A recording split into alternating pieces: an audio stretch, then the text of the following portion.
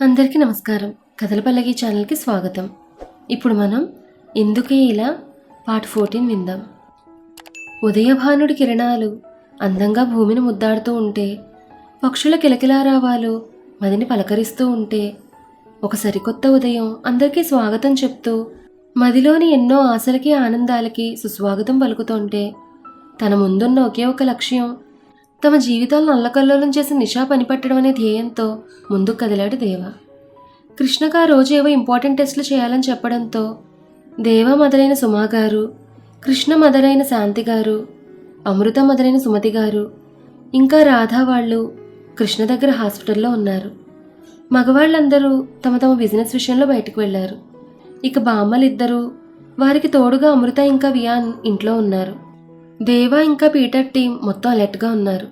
ఆ రోజు ఆదివారం కావడంతో డాక్టర్ గారికి తన పాప కోసం నిషా కాల్ వస్తుందని డాక్టర్ గారి ఇంట్లో వెయిట్ చేస్తూ ఉన్నారందరూ. రవి అండ్ టీంని దేవా తన ఇంటి దగ్గర కాపలా పెట్టాడు. అలాగే మరో టీంని హాస్పిటల్ దగ్గర, నిషా ఇంట్లోంచి బయటకు రాగానే తన కారు వెంట ఫాలో అవ్వమని కూడా ఇన్స్ట్రక్షన్స్ ఇచ్చి కాపలా పెట్టాడు. పొద్దున్న ఎక్కడి వాళ్ళు అక్కడికి వెళ్ళిపోయాక నిషా మెల్లిగా ఎవరూ చూడకుండా ఫోన్లో మాట్లాడుతూ తన కారులో ఎక్కడికో స్టార్ట్ అయింది. నిషాని తన కారు ఫాలో అవ్వడం స్టార్ట్ చేసిన దేవా మనిషి దేవాకి వెంటనే ఇన్ఫర్మేషన్ పాస్ చేశాడు. నిషా ఫోన్ కాల్ కోసం వెయిట్ చేస్తూ డాక్టర్ ఇంట్లో అందరూ అలర్ట్గా ఉన్నారు. ఒక గంటకి నిషా డాక్టర్కి ఫోన్ చేసింది. హాయ్ డాక్టర్ అమ్మా, ఎలా ఉన్నావు? నా ఫోన్ కాల్ కోసం వెయిట్ చేస్తున్నట్లున్నావు అని అంది నిషా. ఇటువైపు నుంచి డాక్టర్, ప్లీజ్ నిషా, నా పాపని నాకు ఇచ్చేయి. నీకు కావాల్సింది నేను చేశాను కదా, ఇంకా ఎన్ని రోజులు ఇలా టార్చర్ చేస్తావు నన్ను? ప్లీజ్ నిషా, నా పాప చిన్నపిల్ల, అమ్మ నుండి బిడ్డనిలా దూరం చేయడం భావ్యం కాదు, ప్లీజ్ అంటూ ఏడుస్తుంది. హే డాక్టర్, ఏడు పాప ముందు, ఇలా ఏడ్చేవాళ్ళంటే మా చెడ్డ చిరాకు నాకు. సర్లే కానీ ఈసారి మోషన్స్, వామిటింగ్ ట్యాబ్లెట్స్ కాదు, డైరెక్ట్గా పాయిజన్ కావాలి. అది ఇంజెక్షన్ అయినా పర్లేదు, ట్యాబ్లెట్ అయినా పర్లేదు, కానీ కావాలి. ఒక చేతిలో ఇంజెక్షన్ పెట్టు, ఇంకో చేతి నుంచి నీ పాపని తీసుకో అంది నిషా. అలా అనొద్దు, ఒక మనిషి ప్రాణంతో ఆటలాడుకోవద్దు. నువ్వు చేసే ఈ పాపంలో నన్ను కూడా భాగస్వామిని చేయకు. అది నా వృత్తికే నేను చేసే అన్యాయం. నేను చెయ్యలేను, ప్లీజ్ నా పాపను వదిలేయ్ అంటూ ఏడుస్తూ బ్రతిమాలుతోంది డాక్టర్. హే డాక్టర్, చెప్పాను కదా ఏడ్చేవాళ్ళంటే నాకు అసహ్యమని. సరే సరే, నేను చెప్పిన పని నువ్వు చేయొద్దులే, నీ పాపను నువ్వు తీసుకెళ్ళు అంది నిషా. అవునా, నిజంగానా? ప్లీజ్ ఎక్కడికి రావాలో చెప్పు, నా పాపని నాకు నిజంగా ఇచ్చేస్తావా అంటూ ఎంతో ఆశగా అడిగింది డాక్టర్. చెప్పానుగా ఇచ్చేస్తానని. ఆ హాస్పిటల్ మార్చరీలో నీ పాప శవం ఉంటుంది, వెళ్ళి తీసుకో అంటూ క్రూరంగా నవ్వింది నిషా. నో అంటూ గట్టిగా అరిచింది డాక్టర్. హే, నా దగ్గర గొంతు పెద్దగా చేసి మాట్లాడకు, నీకు మరో చాయిస్ లేదు. అయితే ఇంజెక్షన్ చేతిలో పెట్టి నీ పాపను తీసుకెళ్ళు, లేదా నీ పాప శవాన్ని కలెక్ట్ చేసుకో. చాయిస్ ఈజ్ యువర్స్ అంటూ నవ్వింది నిషా. నో, అలా మాట్లాడుకు ప్లీజ్ అంటూ గుండె పగిలేలా ఏడ్చింది డాక్టర్. ఇటు తన వృత్తికి అన్యాయం చేయలేక, అటు కన్న ప్రేమపాసం ఎటూ తేల్చుకోలేక మదన పడుతోంది. ఈ కాల్ రికార్డింగ్ అంతా వింటున్న దేవా తన రక్తం మరుగుతూ ఉంటే ముందు పాప ప్రాణాలు కాపాడాలని నిర్ణయించుకుని డాక్టర్కి ఒక పేపర్లో ఏదో రాసిచ్చాడు. ఆ పేపర్ తీసుకున్న డాక్టర్ అందులో ఉంది చదివింది. పాపే కావాలి, ఇంజెక్షన్ తెచ్చిస్తాను అని చెప్పమనుంది ఆ పేపర్లో.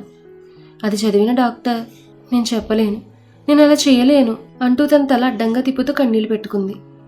ఆ డాక్టర్ నిజాయితీకి, తన వృత్తి పట్ల తనకున్న గౌరవానికి, తన పాప ప్రాణాల కంటే మరో మనిషి ప్రాణాలు ముఖ్యమని భావిస్తున్న తన ఔన్నత్యానికి దేవా చలించిపోయాడు. మరో పేపర్లో, ప్లీజ్ డాక్టర్, నేను చెప్పినట్టు చేయండి, మీకు మాటిస్తున్నాను, మీ పాపకి ఏం కాదు, అలాగే నా అమృతకు కూడా ఏమీ జరగనివ్వను నేను అని రాసిచ్చాడు. ప్లీజ్ నేను చెప్పినట్టు చేయండి, సమయం లేదు, ఇంకా లేట్ చేస్తే దానికి ఇంకా పిచ్చెక్కువై మళ్ళీ ఏం చేస్తుందో తెలియదు, అప్పుడు మనం ఇద్దరినీ కాపాడుకోలేం. ఇదేవో మాటిస్తున్నాడంటే తప్పకుండా నిలబెట్టుకుంటాడు, నమ్మండి, సరే అని చెప్పండి అని అన్నాడు దేవా. ఓయ్ డాక్టర్, ఉన్నావా? లేక నీ పాప కంటే ముందే నువ్వు పోయావా?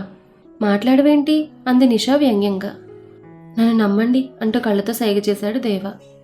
సరే అంటూ తన తల ఊపి కళ్ళు తుడుచుకుని, సరే ఇస్తాను, కానీ ఇదే ఆఖరిసారి, నా కూతురు నాకు ఖచ్చితంగా అప్పచెప్పాలి.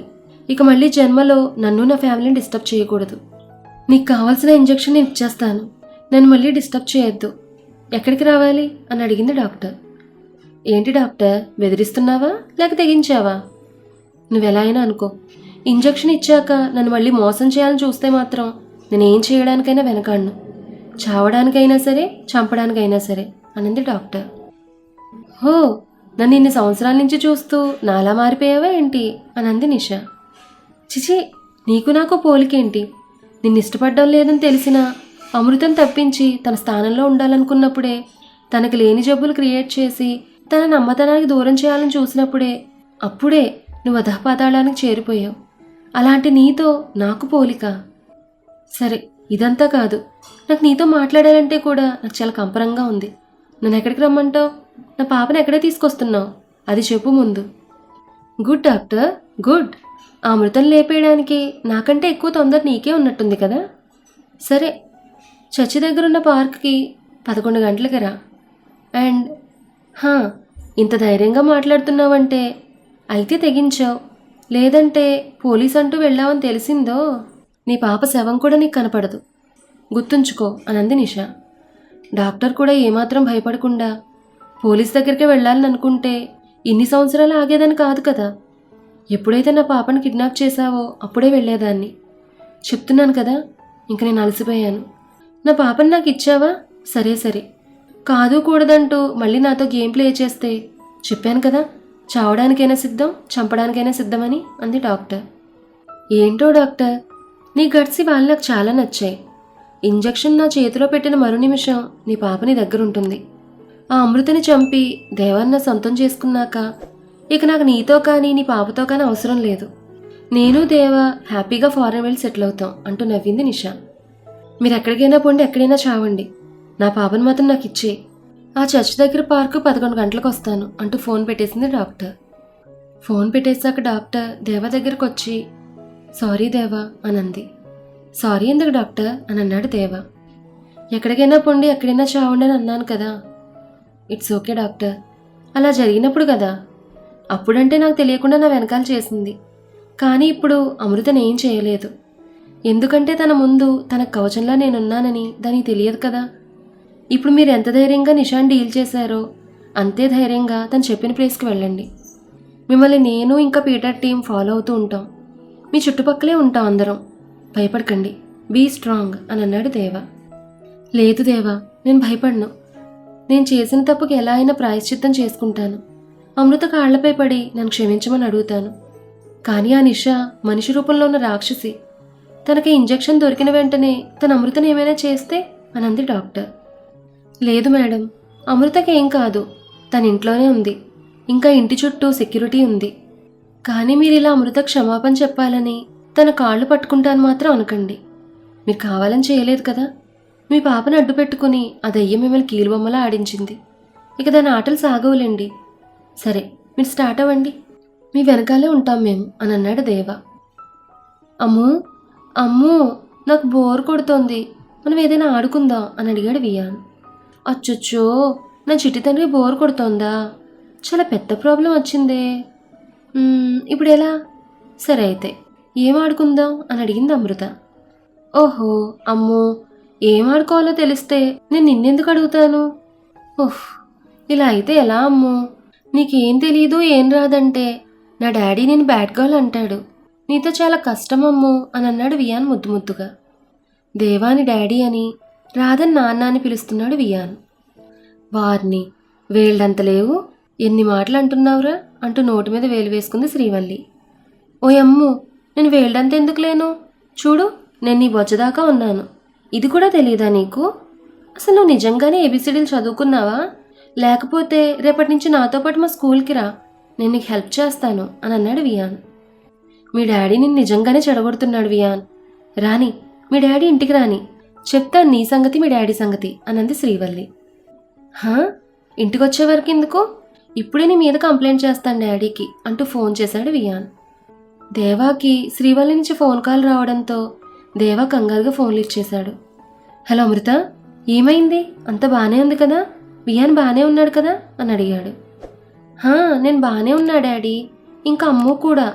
కానీ అమ్ముకి ఏం రావు, బ్యాడ్ గర్ల్ తెలుసా. రేపటి నుంచి నాతో పాటు అమ్మును కూడా స్కూల్కి తీసుకెళ్తాను అని అన్నాడు వియాన్. వియాన్ మాటలకి నవ్వాడు దేవా. నువ్వెలా చెప్తే అలానే చాంప్. ఇంతకీ మీ అమ్మ ఏం చేసింది? ఇంత పెద్ద డిసిషన్ తీసుకున్నావు నువ్వు అని అడిగాడు దేవ. ఏం చేసిందే కాదు డాడీ, ఏం చేయలేదు. నాకు బోర్ కొడుతోంది, గేమ్ ఆడుకుందాం అంటే కూడా ఏం గేమ్స్ ఆడతావు, ఏం ఆడుకుందాం అని మళ్ళీ నన్నే అడుగుతోంది అని అన్నాడు వియాన్. వియాన్ మాటలకి ఇటు శ్రీవల్లి అటు దేవ ఇద్దరు నవ్వుతున్నారు. ఓ అవునా కన్నయ్య, అలా అయితే అమ్ము నిజంగానే బ్యాడ్ గర్ల్. సర్లే, నేను ఇంటికి వచ్చాక అమ్ముని కూడా స్కూల్లో జాయిన్ చేద్దాం. ఆహా, బాగుంది సంబరం. తండ్రి కొడుకులు బాగా ఎక్కువవుతోంది. ఇంటికొస్తావు కదా, అప్పుడు చెప్తాను నీ సంగతి. 4 ఇస్తాను, అప్పుడు కానీ సెట్ అవ్వరు తండ్రి కొడుకులు అనంది అమృత. అవునా, వెయిటింగ్ అమ్ము. 4 కాకపోతే 40 ముద్దులు పెట్టుకో, ఒక 50 హక్కులు ఇచ్చుకో. వద్దని అన్నానా ఏంటి అని అన్నాడు అల్లరిగా దేవ. ఛీ, నీకు సిగ్గు లేకుండా పోతోంది బావా, చిన్నపిల్లాడి ముందు ఏంటా మాటలు అని సిగ్గుపడింది అమృత. దేవా నవ్వుతూ, సాయంత్రం వస్తాను కదా, అప్పుడు తీసుకుంటానులే. నువ్విస్తే 40, నేను తీసుకుంటే లిమిట్ ఉండదు మరి, ఇంక నీ ఇష్టం అన్నాడు దేవ. చాలు చాలు, ఇంకా ఆపు అనంది అమృత. అమృత మాటలకు దేవ అందంగా నవ్వుతూ, వియాన్ కన్నయ్య, నా రూమ్లో నీకోసం చాలా గేమ్స్ పెట్టాను. నువ్వు అమ్ము వెళ్ళి ఆడుకోండి, సరేనా? నాకు కొంచెం వర్క్ ఉంది, సాయంత్రం వచ్చాక మనం పార్కుకు వెళ్దాం, సరేనా? బాయ్ కన్నయ్య అని అన్నాడు దేవ.